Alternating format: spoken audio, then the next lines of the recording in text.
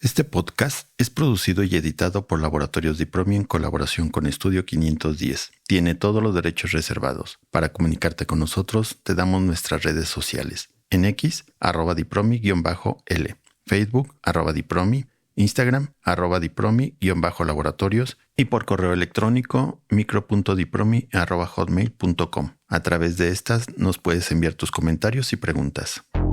Muy buenos días, tengan todos ustedes. Nos da mucho gusto que nos acompañen una vez más en esta nueva emisión de Microbiología y más. Soy la química Sandra María Suárez Moreno, a sus órdenes, conductora de este podcast, y les doy la más cordial de las bienvenidas a un episodio más de la serie sobre resistencia bacteriana a los antibióticos. Estos podcasts son parte de un esfuerzo de difusión médica y son patrocinados por los laboratorios Dipromi, laboratorio especializado en el diagnóstico de enfermedades infecciosas. En estos espacios hemos venido conversando con varios profesionales de la salud, de temas del área de infectología y microbiología, y donde también hemos tratado de combinar el conocimiento y la experiencia de nuestros invitados, tanto médicos y químicos, con la información del laboratorio.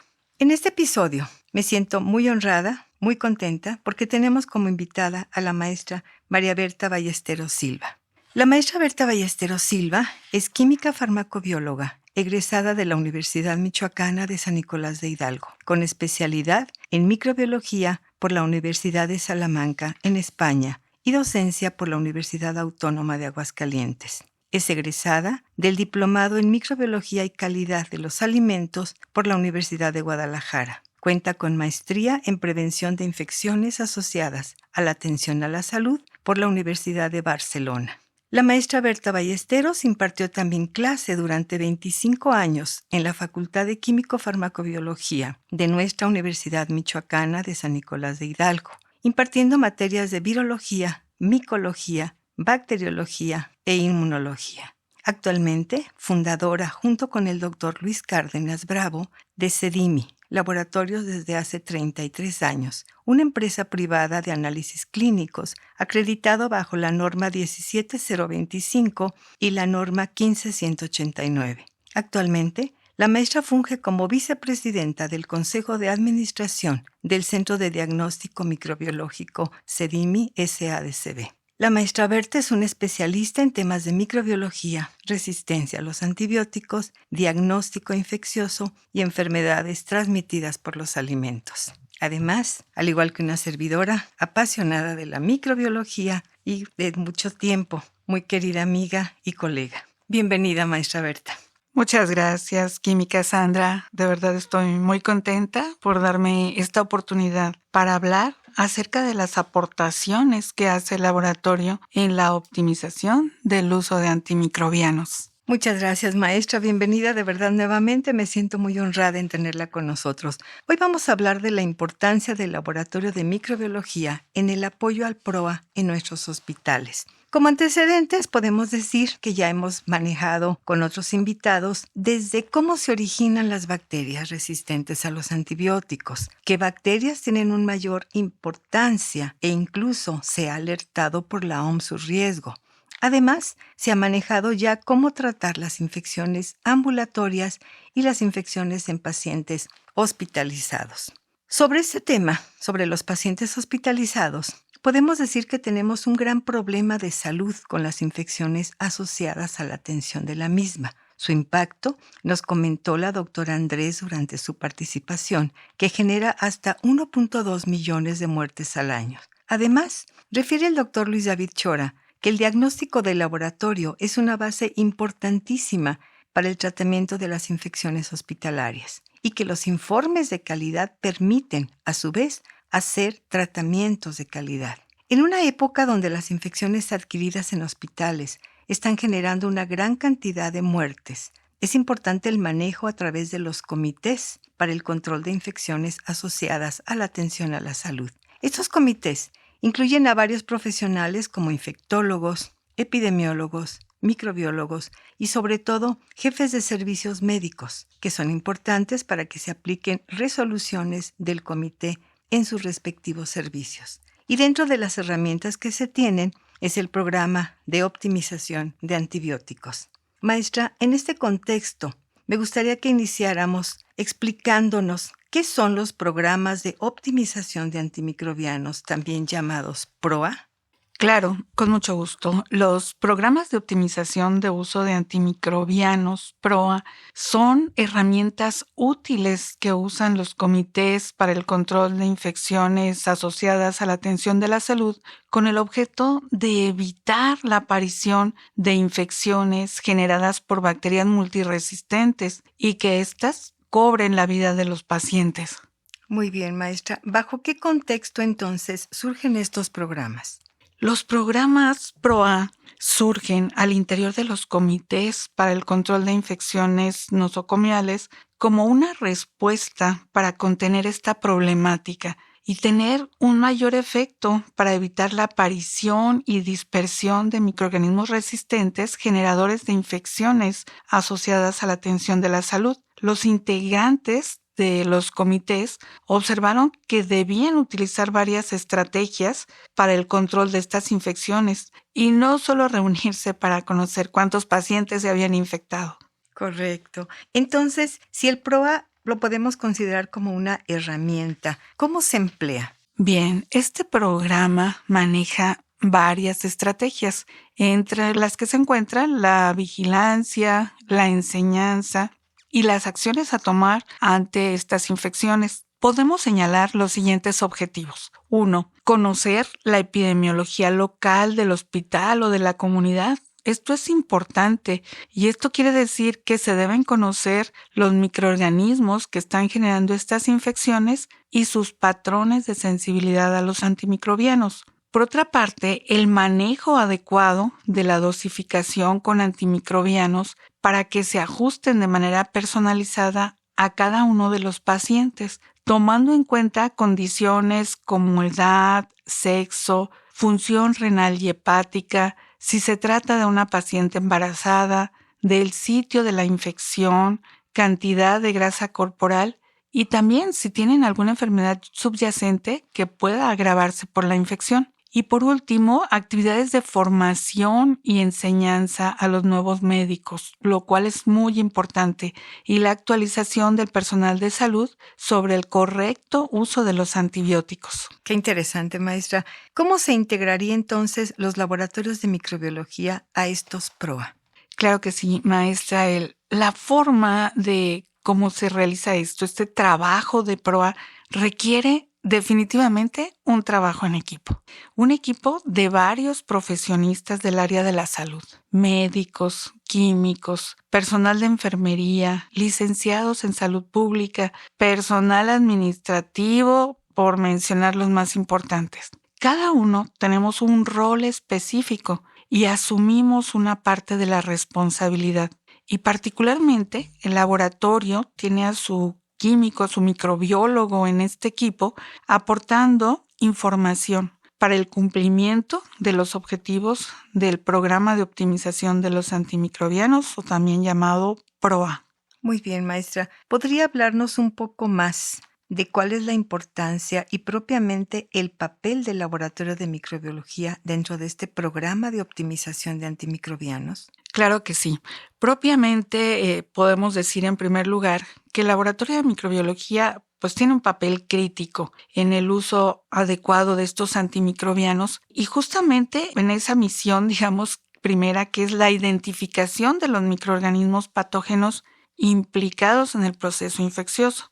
Segundo, la epidemiología local de aislamientos para conocer qué es lo que está sucediendo en esta localidad. Y 3, los patrones de resistencia a los diferentes antimicrobianos al realizar propiamente el antibiograma. Y 4, la información posológica para la dosificación personalizada, determinar la concentración inhibitoria mínima y la concentración en sangre de los principales antibióticos empleados. Y que, como ya se ha mencionado, estas pruebas, aunque evalúan la respuesta in vitro de un microorganismo a la acción de uno o varios antibióticos, nos ayudan a predecir la respuesta en el paciente. Es decir, las pruebas in vitro en condiciones de laboratorio pretenden correlacionar con lo que sucederá in vivo en el organismo del paciente cuando el médico administre los antibióticos al enfermo. Muy bien. Maestra, qué interesante todos sus comentarios.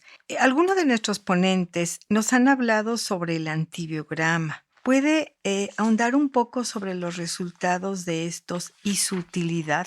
Claro, el antibiograma genera resultados según el método que usa el laboratorio, como son puntos de corte o halos de inhibición para establecer las categorías de sensible, intermedio o resistente a cada antimicrobiano. Esta información es valiosa para optimizar el tratamiento antimicrobiano individualizado, ya que guía la elección de este. Además, se puede utilizar como estrategia para evitar el uso de antimicrobianos de amplio espectro y favorecer el uso de otros también activos, pero con un menor impacto ecológico e incluso a veces con un ahorro económico. Puesto que la información incluida en el antibiograma es de gran utilidad para las estrategias de mejora en el uso de antibióticos, es necesario que la determinación de sensibilidad a antimicrobianos, su interpretación y su informe se basen en normas estandarizadas y desarrolladas por diferentes comités nacionales o internacionales como el CLSI o el EUCAST. ¿Qué es el CLSI?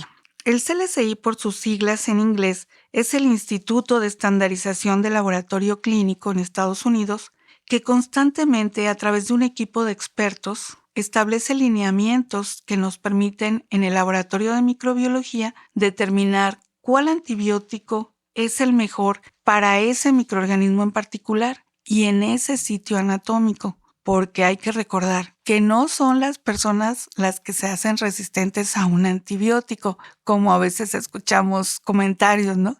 Sino que es la bacteria o el microorganismo que tiene albergado en ese momento los que pueden resistir a su acción y pues ya sea que se encuentren en vías respiratorias, vías urinarias, en una herida o inclusive en la sangre si son infecciones ya muy severas. Por otra parte, el EUCAST es el Comité Europeo de Pruebas de Susceptibilidad a los Antimicrobianos que también, como equipo de expertos europeos, emite lineamientos para la interpretación del antibiograma. Muy bien. Entonces, maestra, el trabajo del laboratorio de microbiología, específicamente en el PROA, implica una comunicación continua, ¿cierto?